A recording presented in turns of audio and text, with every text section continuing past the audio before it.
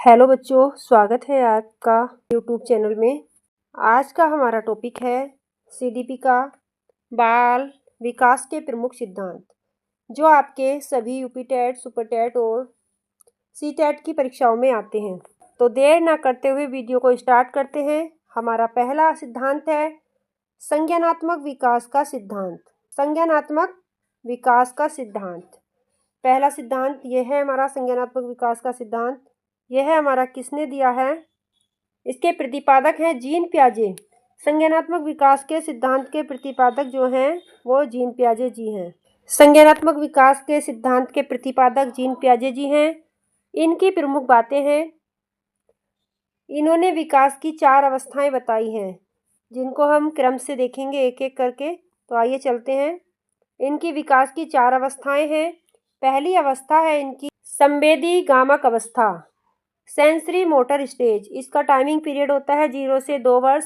इसमें जो है बच्चा वस्तु स्थायित्व को पहचानने लगता है।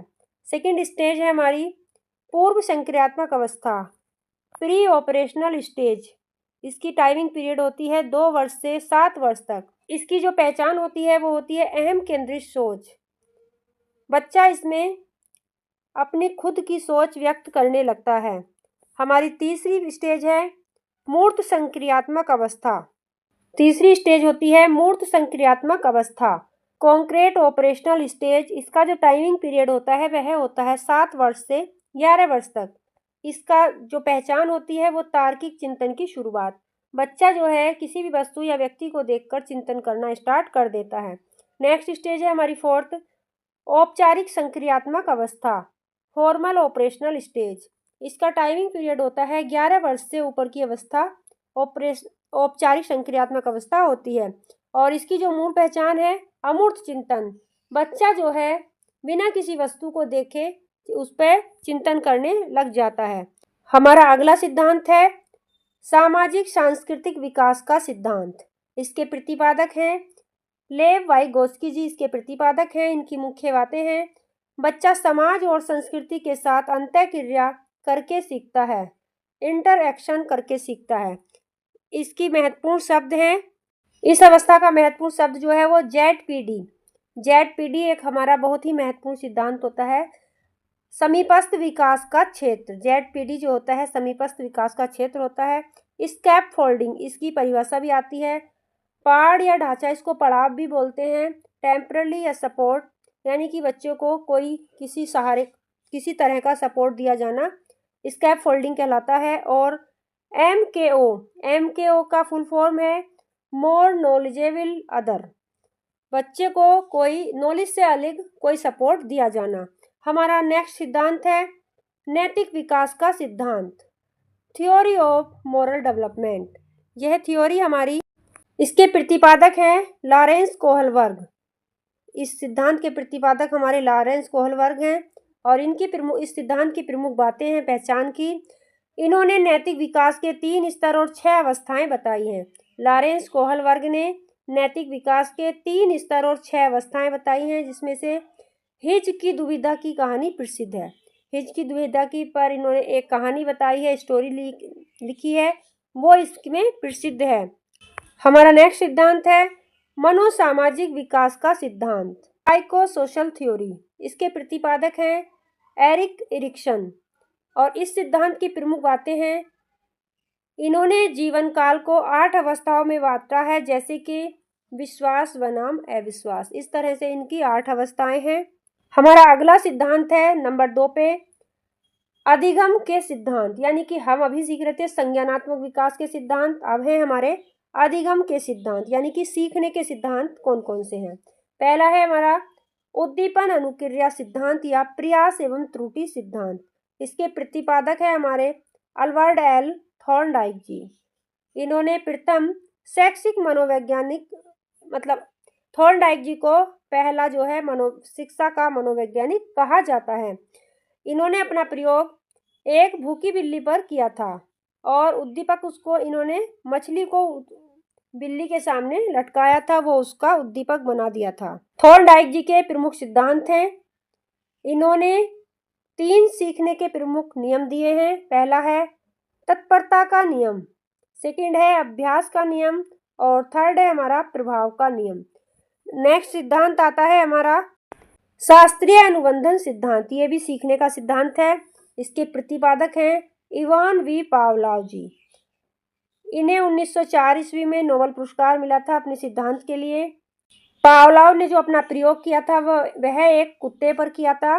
घंटी की आवाज और लार टपकाना, यानी कि उन्होंने एक बिल्ली के गले में घंटी लटका दी थी और इसे कुत्ते को देखकर उसके मुंह में लार आ रही थी, वह उसका उद्दीपक था। और मुख्य बातें इसमें थी, स्वाभाविक उद्दीपक भोजन को अस्वाभाविक उद्दीपक घंटी से जोड़ा गया था, यानी कि घंटी लटका दी थी, जब वो घंटी हिलती थी तो उसको लगता था कि मुझे भोजन आ रहा है, तो वह खड़ा हो जाता था और उसके मुंह से लार टपकने लगती थी। यह इनके सिद्धांत का उद्दीपक था। हमारा अगला सिद्धांत है क्रिया प्रसूत अनुबंधन का सिद्धांत। इसके प्रतिपादक हैं हमारे B.F. स्किनर जी और इन्होंने अपना प्रयोग चूहे और एक कबूतर पर किया था, सफ़ेद कबूतर पर। इस सिद्धांत की प्रमुख बातें, इन्होंने सीखने में पुनर्वलन यानी कि इनाम या दंड को सबसे महत्वपूर्ण माना है। सीखने का मतलब है, इनका कहना था कि अगर बच्चे को सिखाना है तो उसको या तो आप पुरस्कार देके सिखाइए या फिर उसको दंड देके, दो तरह से ही बच्चा सीख सकता है। हमारा अगला सिद्धांत है अंतर्दृष्टि या सूझ का सिद्धांत, इनसाइट थ्योरी ऑफ लर्निंग। इसके प्रतिपादक हैं हमारे कोहलबर्ग, कोफका और वर्दीमर। इनको गेस्टाल्टवादी कहा गया है। इन तीनों ने मिलकर इस सिद्धांत का प्रतिपादन किया था। इन्होंने जो अपना प्रयोग किया है वो सुल्तान नाम का एक चिंपैंजी है, वनमानुष जिसको बोला जाता है, उन पर इन्होंने अपना प्रयोग किया है।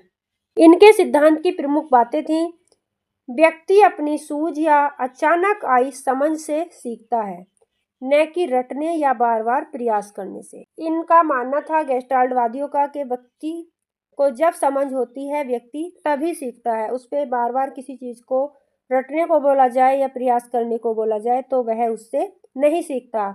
हमारा नेक्स्ट सिद्धांत होगा सामाजिक अधिगम का सिद्धांत, social learning theory. Social learning theory के प्रतिपादक हैं अल्बर्ट बंडूरा जी और इनका प्रयोग जो था बॉबी डॉल नामक एक गुड़िया थी उस पर किया गया था। इसकी मुख्य बातें हैं, बच्चे दूसरों के व्यवहार को देखकर और उसका अनुकरण करके सीखते हैं, यानी कि किसी कार्य को अगर बच्चे को सीखना है तो वो देखकर बहुत जल्दी ग्रहण कर लेता है। हमारा नेक्स्ट सिद्धांत होगा बुद्धि के सिद्धांत, थ्योरीज ऑफ इंटेलिजेंस।